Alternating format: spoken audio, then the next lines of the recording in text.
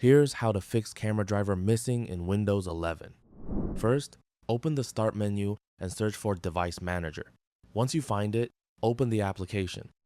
At the top of the Device Manager window, select your computer's name, then click on Action from the top menu and choose Scan for hardware changes. Windows will now scan your system for any newly detected hardware. Once the scan is complete, check the list to see if the camera section has appeared and whether your webcam is now listed. If your camera is still missing, go back to the Action menu and select Add Legacy Hardware. When the setup wizard appears, click Next. Select the option to search for and install the hardware automatically, then click Next again.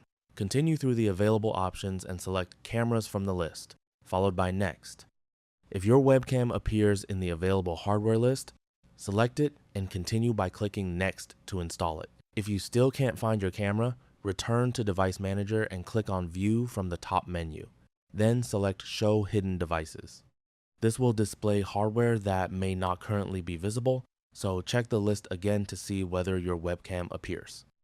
If the camera is still not detected, close Device Manager and open the Start menu.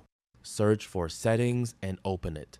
Select Windows Update from left side, then click Check for Updates. If Windows finds any available updates, download and install them. After that, open Advanced Options. Scroll down and select Optional Updates.